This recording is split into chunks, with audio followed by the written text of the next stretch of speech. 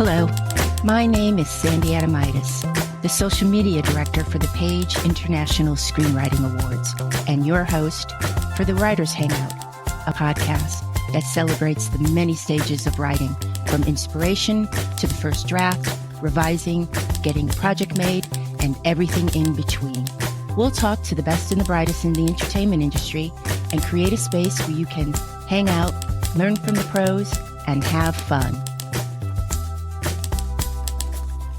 Hey writers, it's Sandy. We have a fantastic show lined up for you. Our guests are Steve Cubine and Nan McNamara from the hit podcast From Beneath the Hollywood Sign. Every week, Steve and Nan dive into the magical, mysterious, amusing, and sometimes bizarre tales of old Hollywood. If you're a fan of the golden era of old Hollywood, From Beneath the Hollywood Sign is a podcast you won't want to miss.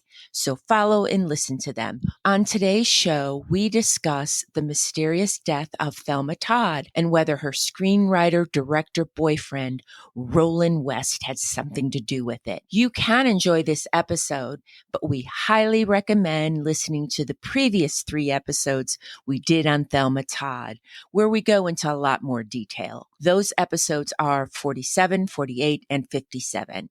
We hope you come away from this episode as fascinated with Thelma Todd and her mysterious death as Nan, Steve, Terry, and I have become.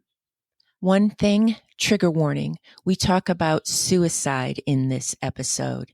If you're struggling, it's okay to share your feelings. Help is available. Text or call 988, the Suicide and Crisis Lifeline. Let's start the show.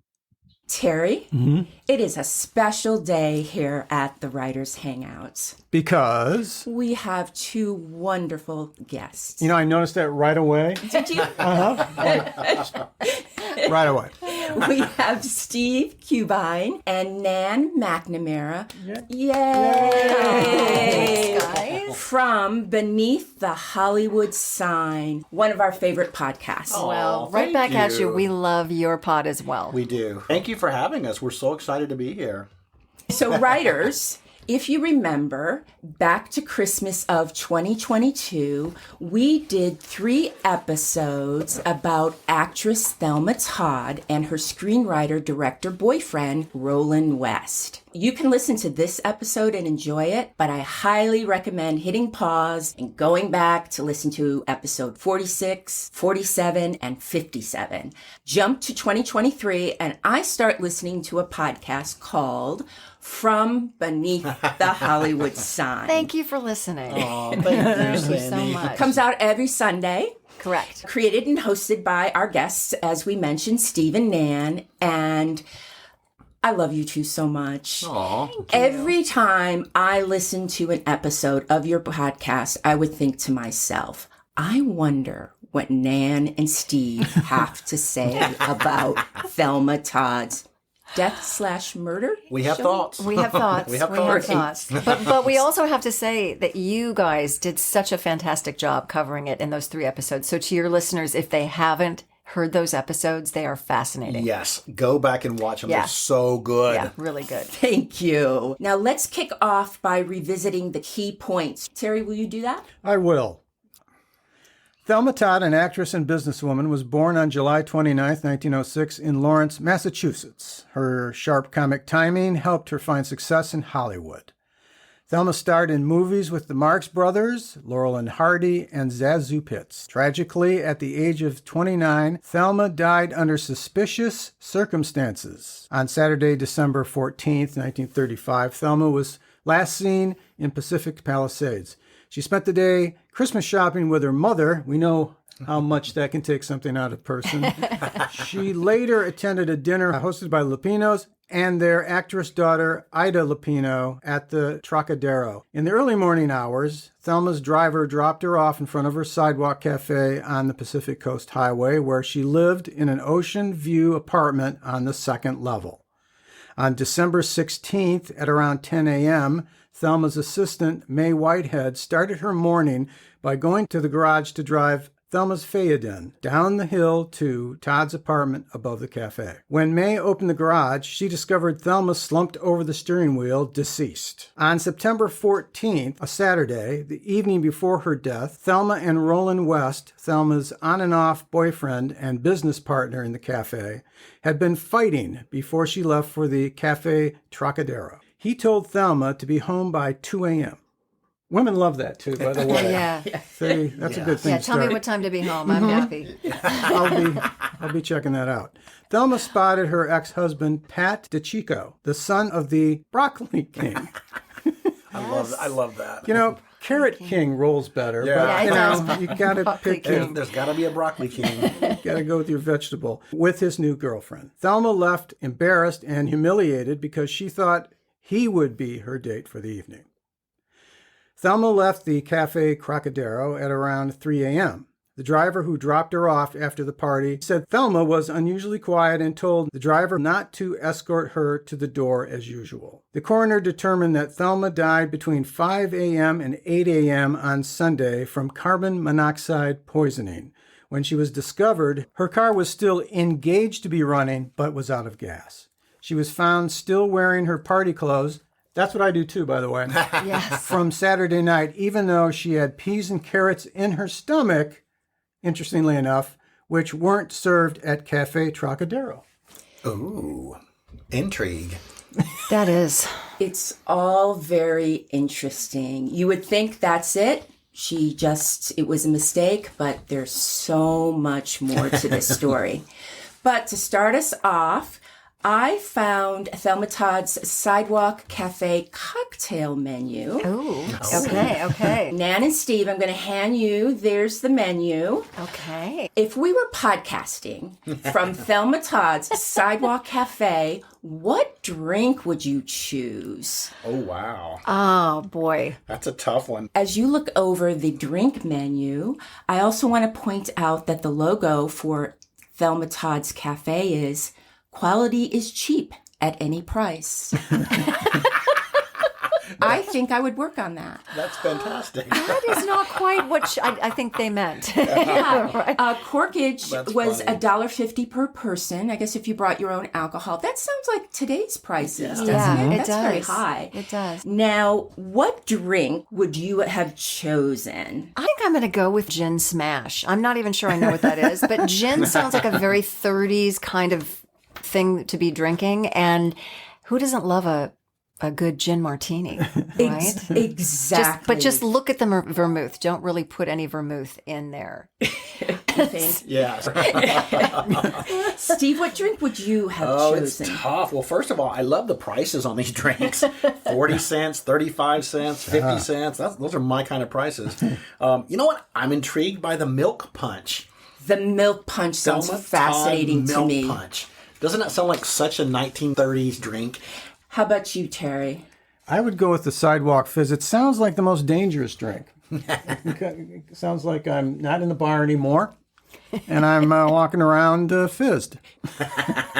Now, Steve and Nan, would it surprise you to learn that Thelma Todd was only 29 years old when she died? Well, I was going to say, she packed so much She into really 29 did. years. She really did. But it's funny. It makes me think also of like Carol Landis, who also died at 29. I guess she was it's something about being blonde and beautiful and in the world of Hollywood. Carol Landis is... Yeah, Carol Landis was a wonderful up-and-coming star from the 40s. She was under contract, and she ended up committing suicide when she was 29, but it's also sort of a mysterious case because her lover was the very married Rex Harrison, who was married to Lily Palmer, the actress. And a lot of people say that she killed herself over Rex Harrison ending their relationship. But there's just a lot of questions and mystery and unclear things about what really happened to her. So it reminds me of this case. Lots of questions. Yeah. The other thing, too, about Thelma that's so amazing with her only being 29 is how many films she had already made. I think it was over 120. Yeah. So, and some of them were shorts. Many of them were shorts, but still, you know, she really, to think of what her career was up until that point, what a tragedy that we don't get to experience what she could have done after Right. that. Yeah. And there are some theories that she opened up the cafe because she was tired of being the blonde in Hollywood. I'm noticing since the Me Too movement has come forward and everybody's speaking more freely of what actresses have gone through in Hollywood, the whole laying the base of she was suicidal. What a weaponized Yes. element that Yes, was. Totally. Yeah. I mean, and the facts of just what she was doing that day, her state of mind seemed to be completely the furthest thing from being suicidal. I mean, I think there were reports that she had over 100 gifts under her tree to give to people. She was working. She was Starting a new movie. Yeah. Exactly. There was no signs whatsoever that she would be remotely suicidal. Right. But your point that for women, quote, women, that we're just, if we die tragically or if we die unexpectedly, rather, it has to be suicide because, we just feel things so deeply. And it's very interesting. Yeah. Misogynistic? Yeah, that's the word. How would you describe her life to someone who knows nothing about her? Well, it's funny. We were talking about her on the way over here. And the thing that I would say about her is she was one of the greatest physical comedians that I think we've ever seen. And I don't think a lot of people know that about her. You go back and you look at some of those short films she did with Zazu Pitts and with also Patsy Kelly later. I mean, they were the precursors to Lucille Ball and Vivian Vance. And even later in our childhood, even Cindy Williams and Penny Marshall. It makes me wonder if those women had studied the Thelma Todd, Patsy Kelly, or Zazu Pitts shorts for inspiration. Because I think she was this incredible comedian who I don't think really got appreciated for her skills. She was doing the same thing the boys were doing on a grand level and just as skillfully, just as brilliantly. Yes, agreed. And I also think you brought up something, Sandy. I think she was a businesswoman. And I think for that time period to open, as you said, open the cafe, to be forward thinking, to realize that, you know what, hey, maybe I don't want to do this always. Or in those days, maybe my career is going to be over when I turn 30. Right. I think that's another aspect of her that is really fascinating for a woman of that time period. Yeah, she was quite the entrepreneur, I think. Yeah. Also, she had the most wonderful personality. I keep reading that she was bubbly, made you feel comfortable. Right. Just always the life of the party. Yes. Yeah. And it seems like she still had a really great relationship with her mother as well. That her mother moved out here. She seemed to take care of her. So I love that aspect. I'm not sure how much other family she had, but they seem to be very close. She had spent the day with her mother. Yeah, I love that. Shop with your mother. They were bringing her back home. In fact, she even wanted to stay with her mother and drop her off in Fountain. I don't know about you guys, but I love to know the streets, the houses. I look love them that. up. Yes, Because on it. Fountain, those buildings that are still there, I've always dreamed of living in one of them. Yes. It seems like they had a really good relationship. And her mom was 56. I know. Oh my gosh. Wow. Yeah. Do you have a favorite movie of Thelma's? I revisited some of her films in preparation for chatting with you all. And certainly the film that she did, which was Cary Grant's debut, which is This Is the Night, and it's a feature, but she really is not given much to do. She kind of is like the third or fourth banana. You can see the potential that she has, but she really isn't the center of that film. Horse Feathers as well. The Marx Brothers. She is, we were chatting earlier, she is right there with Groucho. She's right there physically with him every step of the way, giving him what he needs to get the laugh.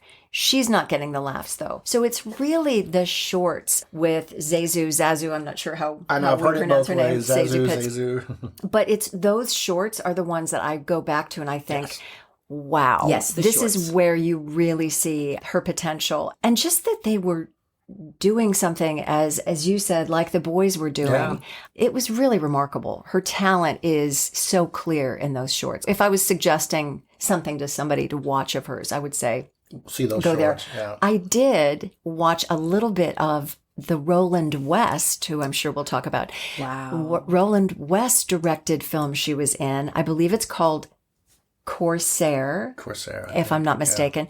But it's very, very early. It's almost a silent film, but it has sound, meaning the quality of it, the makeup on the men is very silent filmish.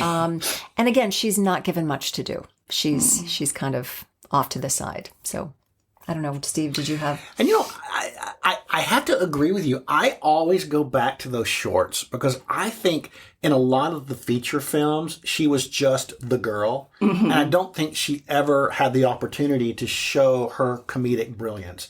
But on these shorts, boy, when they let her do her thing with Zazu Pitts and Patsy Kelly later, boy, you really see the genius of her. In particular, there's one short that I just love. Have you guys seen The Soiler? Yes. From 1932? There is a revolving door segment that is one of the most brilliantly staged, brilliantly acted, choreographed things you will ever see, and it's as good. I love a revolving door bed. Yeah. I'm not kidding. Yes. Right? When Right. there's, it involves a ladder and a janitor and a woman's skirt comes down, and it is genius. Yeah. And it just shows you she could handle slapstick comedy just as well as any of the fellas. Yes. She sure did have a lot of roles where her dress would come off, which was very interesting. Every kind of way that it could come off, Yes. and This Is the Night, it came off.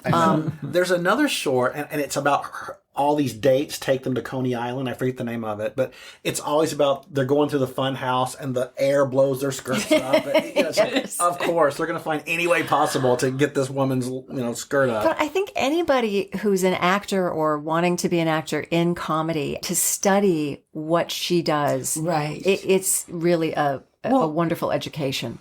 Nan, you're an actress. There's acting, and there's acting with props. Yes, acting with props, and It's not easy. physically, Not easy. what she's doing is not easy either. I worked on my friend's short a couple years ago, and all I had to do was walk across the room. I had to open a door and walk across the room. So I was standing on the other And side of breathe. the door and going, how do I open the door? How do I walk? Where do I put my hands? I would imagine too the production on those shorts, and I haven't looked it up, but I've got to believe they were cranking those things out. So it's not like they would get a lot of rehearsal. It's not like, nowadays you're doing something in the theater, or maybe not so much in film, but if you're doing a bit, you're going to Yes. get rehearsal. And They hire people now. They'll bring in the Yes. technical juggler or yes, whatever. exactly. Yeah. So I read a really interesting article about after Zazu Pitts left and they reteamed her with Patsy Kelly. I guess their physical comedy was so physical and so rough and tumble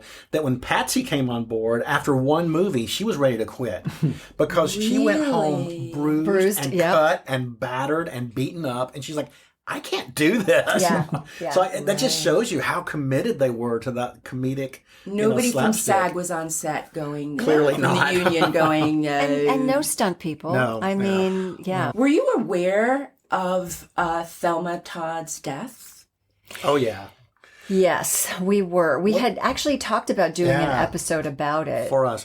Well, yeah, it's funny because when I was a kid, I was that weird little kid that everybody else was into Star Wars, and I was home watching old movies and reading Helter Skelter and Hollywood Babylon. So, yes, it was very much in my world, even as a kid, this death. And even when you Google now mysterious celebrity deaths, you get, of course, Natalie Wood and you get Marilyn Monroe, but Thelma Todd is Comes up. Yeah. right there. So it's interesting how many people don't know about her, but Right. she is definitely one of those that stands out. And I would love if people would rediscover her because she was really kind of a genius, her comedy. She would have to be, too, with all the types of things that were going on. You have to be fairly on the button to be with the Marx Brothers. Yes, Agree, yeah. yes. You have to know what you're doing. Gotta You have to hold know your what own. those They guys don't were suffer about. fools. Yeah. Because I they would really don't. imagine. I'm sure they didn't want anybody that was going to just walk into Yeah, something. right. I'm sure They had to be ready to go. But I'm sure they didn't slow down for anybody. No. So you either keep up or you're Yes. get out of the way. Agreed. On a side note, it's interesting that you mentioned Helter Skelter. Terry and I, every time we tell these stories, we run into Charles Manson. All roads lead to Charles Manson. All roads. If you start telling stories like the late 50s, 60s, Yeah. 70s, And then Charlie shows He up. just shows up. Yeah. Yep. You can't get rid of him. He's a creepy guy. Like, Yeah. even Angela Lansbury's daughter got involved with him. Everywhere you look, even Mrs. Potts is not safe Did from she Charles date Manson. him? Was she? She got on drugs, and she was sort of the wayward daughter, and she went and kind of joined the hippie scene in the day, and she started hanging out with Charlie and his girls, but I think Angela Lansbury intervened and basically had her Taken away. and maybe Good. Thank God. deprogrammed. I'm with Angela on that one. Yeah. Let's talk about the Cafe Trocadero. Mm-hmm. William Wilkerson owning both the Hollywood Reporter and the Cafe Trocadero. Brilliant, devious, or both? I'm voting brilliant. Okay. Because if you're going to run the Hollywood Reporter, why not set yourself up for stories? Yeah. Own the hot spot in town and have your reporters go and work the room, and you'll get all the gossip. stories. So I think So it's kind of convenient. genius. Yeah. I mean, I'm sure it's probably a strange monopoly that maybe there was some conflict of interest, but I don't know. I'm going to vote brilliant on that one. Okay, I'm going to, just because this is what we do, I'm going to vote devious. I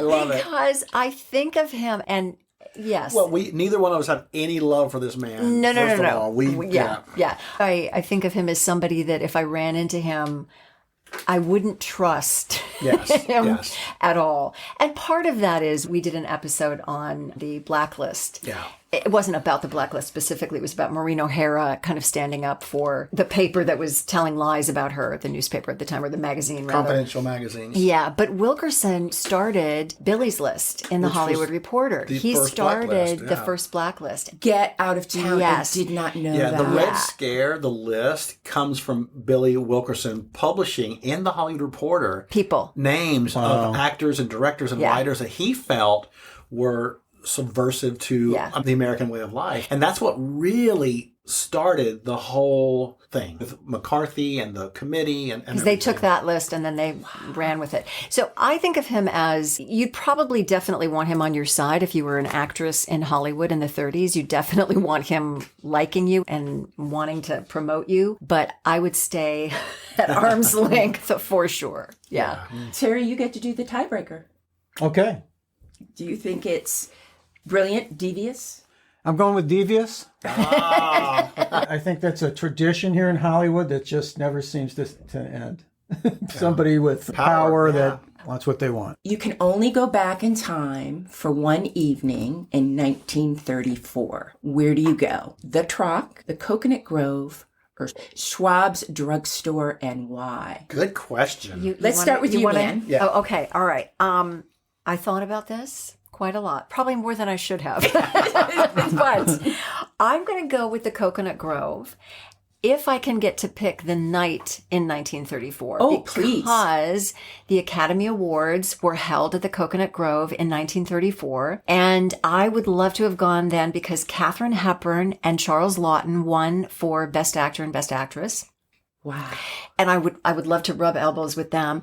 And then I'd also love to have asked Frank Capra and George Cukor, who were there for their nominations. I would love to have said, "What's your next movie and can I be in it?" They didn't win that night, but they most likely would have been there. So you could have consoled them before you asked for the gig. Yes. And just looking at the photographs of the Coconut Grove, it just looks like the most magical place. Yeah. So that would be my choice. So, Nan, you would have a fabulous evening and you would work the room. I would work that room, baby. I would work that room. I am proud of you. Yeah, thank you. Very proud. Steve? You know, it's a tough call because I would love to see all three, but I'm going to go with Schwab's Drugstore. Only because it's depicted in Sunset Boulevard as such a refuge and haven for the William Holden character. And it seems so lively with all the hip kids. I want to check it out. And I want to see that. And I also want to finally, once and for all, debunk the rumor that Lana Turner was discovered, at Schwab's Drugstore. She was not. Yes, I was going to ask, what is your take? She was What's actually the true story? discovered at a cafe called the Top Hat Cafe, which was right across the street from Hollywood High School. She was skipping her typing class, and she had gone over to the top hat, and Billy Wilkerson, who rears his head yet again. Kind of like Charles Manson. Yeah, kind of like Charles Manson. He's the one who discovered her there. So I would bunk that rumor and just check out Schwab's. Yeah, I think it'd be fun. Fascinating. Terry?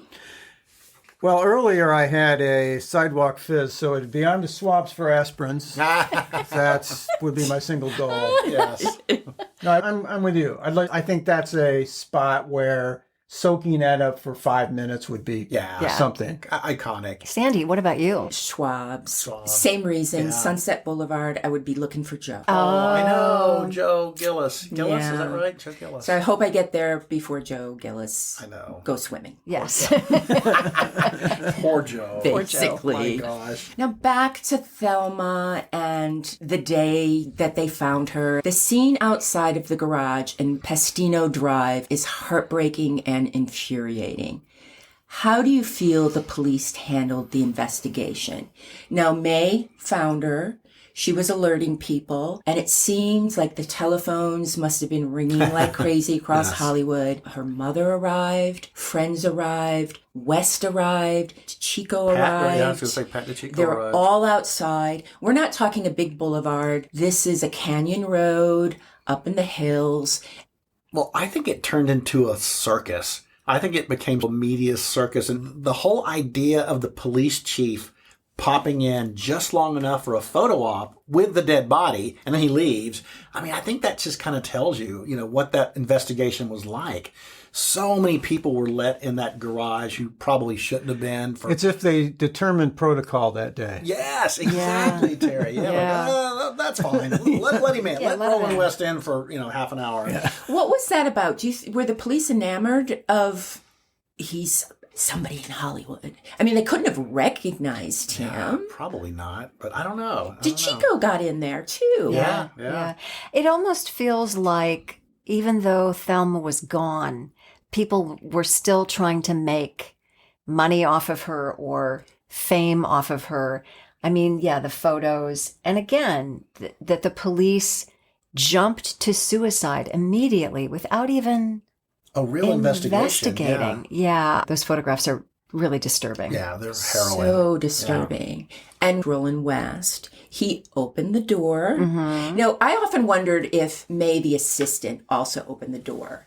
But being a woman of color back then, she was like, I did nothing. Yeah. Because, you're in the garage, you're looking for your boss. I'm trying to picture myself standing outside the Right, if you the wouldn't be able to passenger see. door. Like, what's Yes. going on? Are you asleep? Yeah, are you okay? And then she opened the door, he opened the door, and her body kept slumping and slumping. Yeah. But the police seemed to be perfectly fine that the position they then found her in was the position she died in. Yeah. Sloppy. Yeah, very sloppy. It was on really all fronts. sloppy. Yeah. Wiped the supposed blood from her Yes, mouth. that struck me. It's like, why would you do that? Why would you wipe her mouth like that? I just think a lot of things have evolved since then, and that's the biggest hunk, is they have a protocol of things to do, and I don't think they were all there then. Yeah. And forensics were non-existent Right. pretty much for the Yeah. most part. Yeah, so they didn't really look at these specific things in the right way. Right.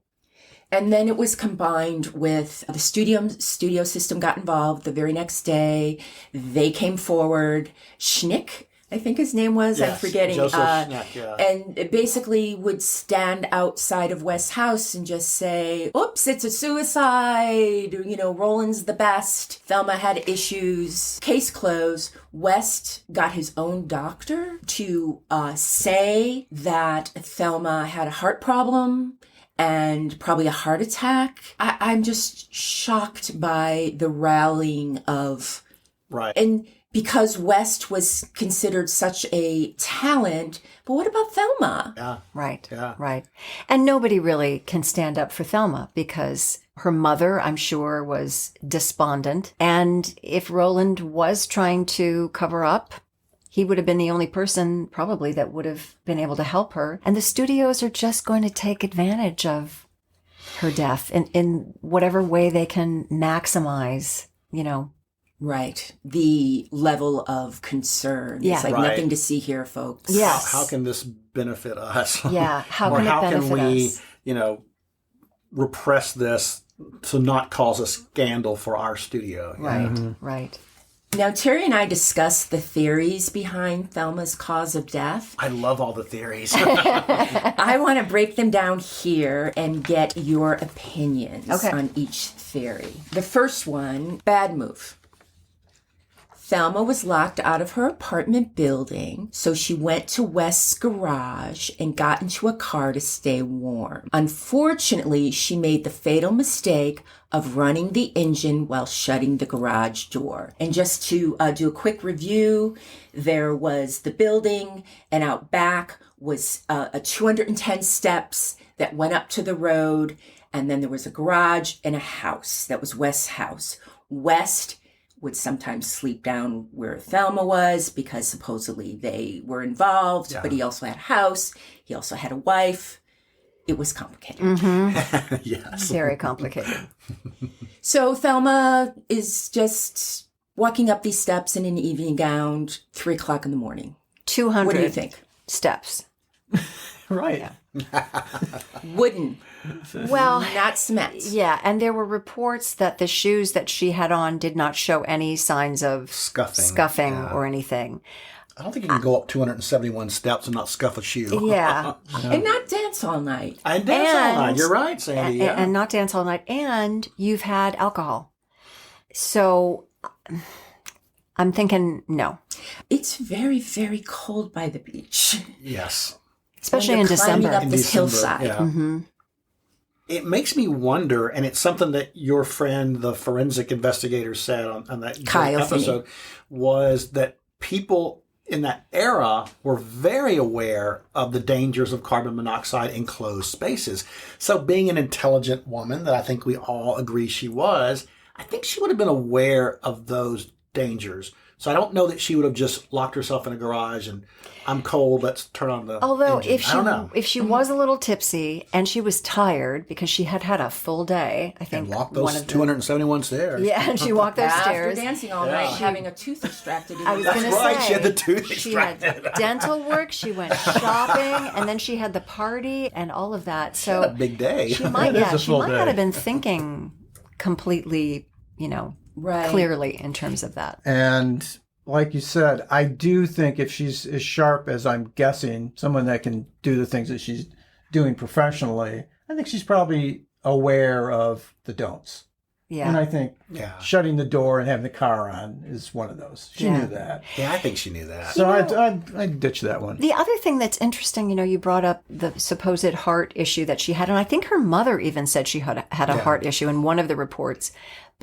But what I question about that is she was able to do all this physical comedy.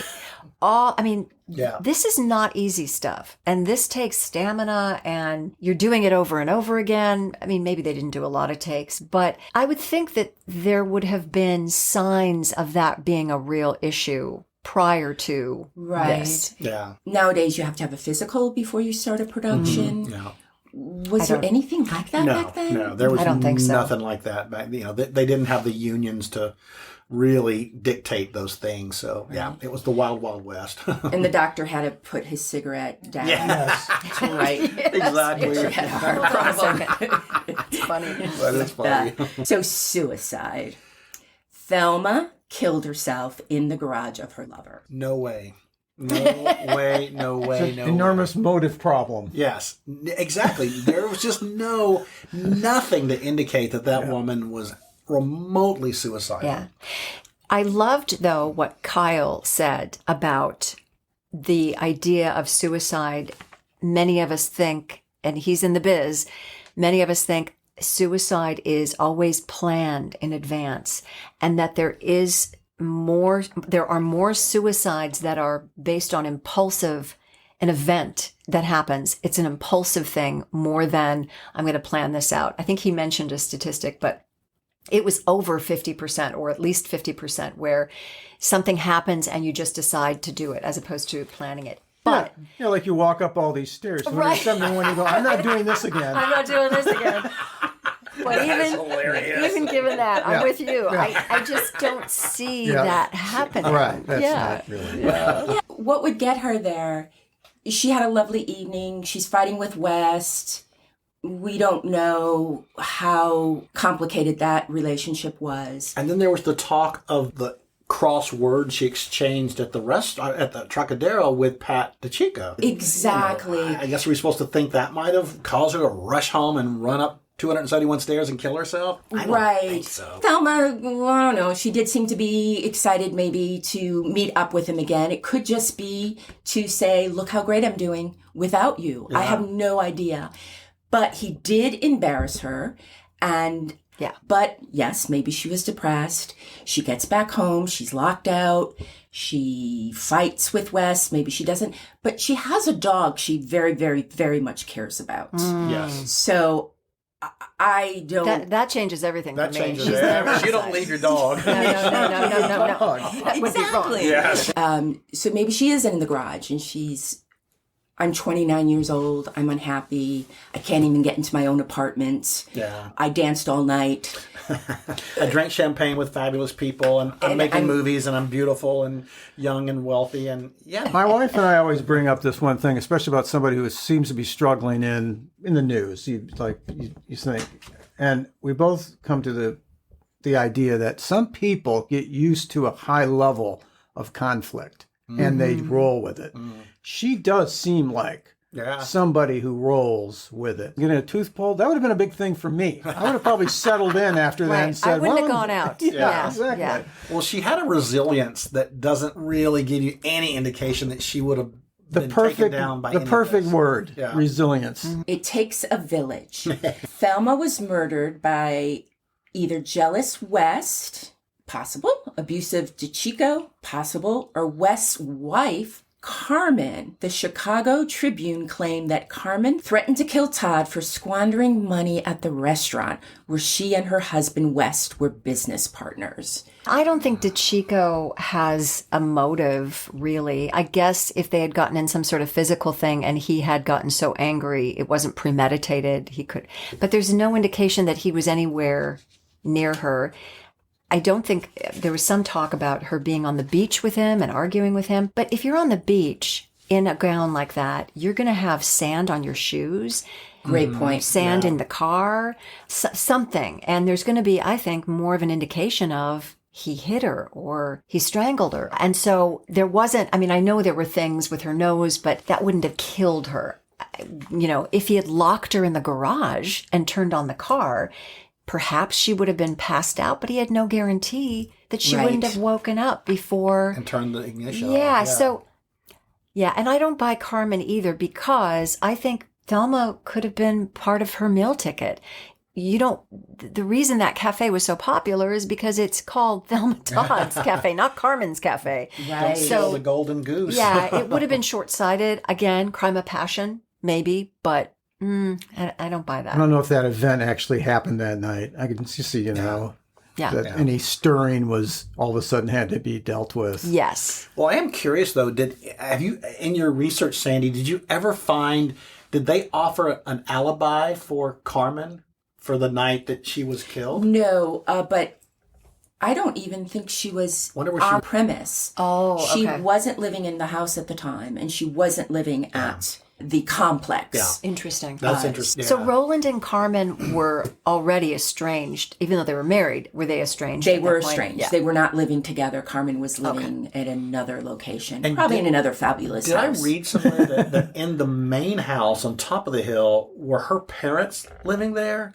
Carmen's parents? Did I read that somewhere that Carmen's parents lived there? You know, I'm not familiar with that, but it wouldn't surprise me. I don't know. I think I read that Everybody somewhere. seemed to just come and go. And It's a these compound. places were so big. I'm living on the beach. I'm not living on the beach. Yeah, I'm I everywhere. really would love to see what the view must have been like from her apartment. From Oh, Thelma Todd's yes. apartment. Yes. Don't you still get an eerie feeling when you drive by that building because it has like it's stopped in time. It hasn't changed. Yeah. I still get this weird eerie vibe when I see it. The Humanistas Prize people are there now. I wondered who had that. The emphasis. Paulists. The Paulists. Yeah, the yes. Paulists are Yes. there. Yeah. Yes. And the building facade at least looks very, Yeah. very much the same. Place your bets. Lucky Luciano wanted to set up a casino on the 3rd floor of Thelma's restaurant. When Thelma said no, Lucky had Thelma killed. This theory supposes that after Thelma was dropped off at the cafe, someone with ties to Lucky picked her up again, killed her, and put her in West's garage. What was the casino situation at that time? Did you have a casino in Los Angeles then? You know, I didn't think about that. It could have been one of those, it was hidden. I was going to say like a speakeasy type situation, because I don't think gambling was legal in Los I Angeles. don't Back think then, so. they had the boats and you would go offshore. That's right. You had to Right. be off by a certain mile. I don't know. On this one, I'm just going to jump in. To me, Lucky would have had one of his henchmen do the job. Of course. And to my way of thinking, that would involve multiple people knowing. And I feel like something would have come out about it by now. I also think there would have been more evidence that would have shown that. I don't know how good they were at hiding that type of, murder. I think they made it clear. Yeah, I agree with you, Nan. I think there would have been more evidence. And I think that somebody in that organization would have leaked out almost in a braggish way. Like, yeah, I'm the one that iced Hottie Toddy. Yeah. And that never, ever materialized. At some point, Yeah. she's Yes. right. Yeah. Somebody would have bragged about it. Potato theory. This might be my favorite one. Because it's so ridiculous. I had never heard of this before until Me I either. heard. Me either. We talked with forensic death investigator Kyle Finney, and in his research, he found that director Hal Roach allegedly invented the potato clause. Thelma had a weight problem, which probably meant that, That she was normal sized. Thank you. That's She what was I a was trying healthy to say. 29-year-old woman. Exactly. And her contract stated that if she gained more than 5 pounds, which, by the way, that's a meal, she'd be fired. That is a meal. Were male actors, were they put under those I would same... love to know, that same but they clause? weren't. Never. I'm going to go out on a long pair and say no. No, of course not. This, with possible drug use and a weak heart, caused Thelma's death. Now, is this spud-based drugs or something different? We've commented quite a few times about how active that day was. I've always suspected that cocaine was prevalent back then. Oh, yeah, right? huge. Rampant. Huge. Yeah. I think it was in Coca-Cola at the time. Yeah. I mean, it wasn't illegal. The secret ingredient. Yeah. But drug use and a heart problem would be a problem. Yeah. But do Yes. you think there were drugs involved in Thelma's life? I don't think I've researched enough to really make even an educated guess. I mean, she was certainly part of that party scene. So possibly, yeah. I mean, I also think, I know Kyle talked about the drug that was prevalent for weight loss back then, which sounded absolutely scary. I can't remember the name of it, but it basically eats your stomach away or something. I mean, it eats your insides. I'm not saying that she was on that, but I do think the lifestyle she had, the people she hung out with, they would have had access to all of that. And this woman worked hard. She would film and then she would have the cafe. She would need something to keep herself at that pace, I would think. Yeah. So I would imagine drugs were something in her life. I don't think she was an addict necessarily. I have nothing to base that on. But I'm thinking there's more than caffeine in her life. I'm thinking more than a couple cups of coffee, maybe. Yes. Yeah. Yes. But this potato clause just infuriates me. I just needed to say that. It is. It's so ridiculous. I found it really interesting on your episode with Kyle that I didn't realize that the same day that she was found in the garage that there was a mass shooting the same day. So the police force was split, which makes you wonder if maybe that's why the police did such a shoddy job. It was the in B their team, investigation. and the A team was on the. They got the public servant who wiped out his coworkers, I guess. Right. The Hal Roach theory: boys will be boys. Hal Roach, the Hal Roach Studio, very famous director, producer, comedies, Little Rascals. This is what Hal Roach years later said. West was very possessive and locked Thelma out to teach her a lesson. After he and Thelma argued, Thelma said she was going to a party, climbed up the stairs to the car. West locked her in the garage, not thinking she would die. I can really kind of buy this because one of the things that doesn't make sense to me is if Roland West was in love with her or was very possessive of her, why, when she was gone and out of sight, he never called anybody about her? He never asked about her? He never called her mother? Or the Lapinos. Where was she? Did she Yeah. ever come home? I'm frantic. She never returned. If he knew where she was, he wouldn't have had to do that. I think he knew exactly where she was. I do too. This is the theory that I subscribe to. I think this one probably has the most possibilities for being truthful. Now, is there a problem with her just turning the car off? Am I missing something? If he shuts her in there and the car's on, Well, I wonder if she just turns it off, if maybe she's she had been incapacitated. Oh, And I don't know. Or she was inebriated, Fell fell asleep. asleep, the car on, didn't think she was going to fall asleep. I don't know. because there was no signs of anyone hitting her in any way, right? Well, it depends on Which your source? Your source, because Yeah. I've heard some people that were on the scene said that her nose was broken and she had broken ribs, and that they kind of covered that up. Who's to say? Okay. And then that there was something, her throat seemed to be raw or have something happening with her throat. Now, one of the things that I read is, and it was LAist, it was KPCC, now LAist, in their research on this, they said that West made a deathbed confession claiming that he had unknowingly locked Todd in the garage, and that after her funeral, she was cremated, leading people to wonder if there was a cover-up. I think even Kyle said, the forensic investigator said, he couldn't get a hold of the autopsy report. You had to pay a bunch of money. Yeah, I could not find it. Yeah, I'd be very curious if we did a Freedom of Information Act that's request. If there's no autopsy report anywhere, then I think some cover-up was happening. But I subscribe to this one more than any of the other theories. I do too. Also, the keys. She only had one key was found on her. She didn't have the deadbolt lock, which West admitted that he locked. He had deadbolted it. Yeah. Yes. She probably had one of those cute little small purses. Exactly. You know, that they had back then and we still carry now. I'm so curious, what do you guys make about, and I'm fascinated by this element, the whole Mrs. Wallace Ford on Sunday saying that The party in the that valley. she called her and it was her and she was going to come to her party with a guest. What do you guys make of that? I can't figure that out at all. That's the one thing that hangs me up. Because I don't think this is a woman that would have made this up. But did somebody impersonate Thelma Todd to throw the trail off? Or She called herself in that phone call, at least what Mrs. Ford said, she called herself the hot toddy, which she hated. she hated that word. So, that I want to say it was somebody impersonating her. Yeah. I don't know. Or did she want to get in on the act? Did she want a little publicity for herself and make the story up? I think she really did believe that she her. got that phone call. She may have messed up the day. I think she wanted to be part of it, but really believed what she was saying. Yeah. What's that old adage that everybody wants a little piece of tragedy? Yeah. You know, it makes them feel included. part of it. Feel a part of But it. then I also, because I'm always intrigued also by the cigar store owner.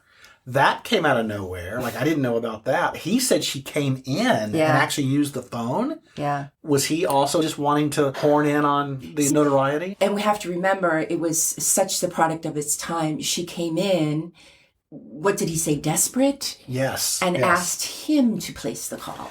Because I guess a lady didn't, Go in a phone booth? a public telephone, I don't know, but it was like, if I ever walked into a 7-Eleven and said, could you place a phone call for me? They would hand you a Slurpee and send you on your way. Yes. We don't know what you're doing. What would that be? And when she was leaving the Trocadero, she did turn to Sid Grauman and said, call Roland and tell him I'm on way home. It's like, wow. I'm going to do that all week. I'm going Yes. to try that all week this week. Terry, place this call, please. Honey, place a call for me. Here's my cell phone. Show of hands of all the theories. Well, I'll start.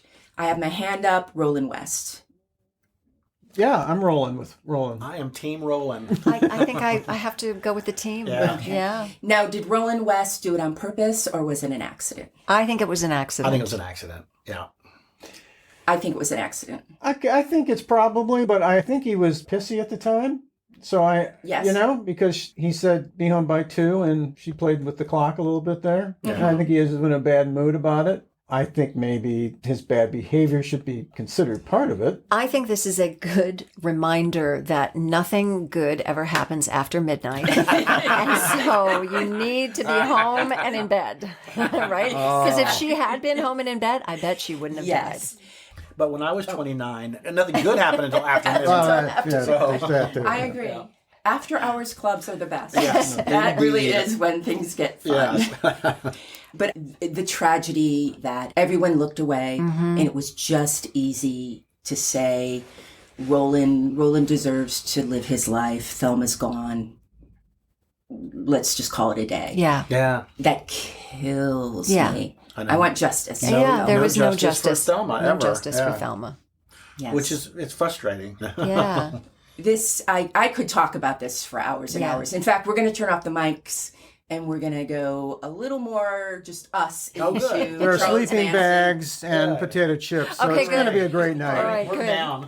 Before we go, would you talk a little bit about Beneath the Hollywood Sign? Well, it started with Steve's blog. Steve has had a blog about old Hollywood for about 5 years. We've been friends for 20 years. 20 years. And we got together and I just sort of inserted myself in his life. When he said he wanted to turn his blog into a podcast, I kind of quickly raised my hand, and my husband was there, and my husband has a podcast as well called The Shallow End. Oh, cool. And What's so- the Shallow End about? The Shallow End is, do you know what the Darwin Awards are? They tell true stories. It's a co-hosting with his partner, Jethro, and they tell true stories about people that do very stupid things. So it's humorous. stupid. It can also be a cautionary tale. It can get a little salty, but it's a really fun, it's a comedy It's podcast. hilarious. Based on truth. Really Based on- funny. Yeah. Oh, great. So Definitely going to be listening to that. Good. So we got together through that, and Yeah. both having obviously this love of film and classic cinema, and we have just so enjoyed getting to tell stories about people like Thelma. As you said, one of Steve's passions has always been, I should let you speak for yourself, but I'm going to say, he loves to bring to the forefront people that you might not necessarily know. So our podcast may not ever do an episode on Katharine Hepburn, but we certainly, because lots of people have covered her and we love her, but we'll cover somebody like Robert Walker or Carol Landis, or who's Carol mentioned, Landis, yes. or we love a theme. We have on Sunday, same day as this drops, an episode on war movies, giving tribute to our fallen heroes. So our favorite war films. We have a Mother's Day episode where we talk about That's right. bad mamas and good mamas, and yeah, so. Yeah. It's just been this wonderful thing that just sort of organically happened with us. And I was curious about it because I knew nothing about the podcast world. This was all new terrain for me. And Nan and Lindsay were so gracious and kind to really show me the ropes. And we just have created this From Beneath the Hollywood Sign, and we're having a blast doing it. Nan, Steve, thank you so much. Thank you. It was a pleasure. We loved being here. Our pleasure. So much fun, you guys. Yeah, Thank you. Thank you. And that's a wrap for the Writers Hangout. Thanks so much for listening. If you enjoyed the show, please take a moment to leave us a review on Apple Podcasts. Your positive feedback will help us keep the show going so we can continue bringing you more future episodes. Remember, keep writing. The world needs your stories.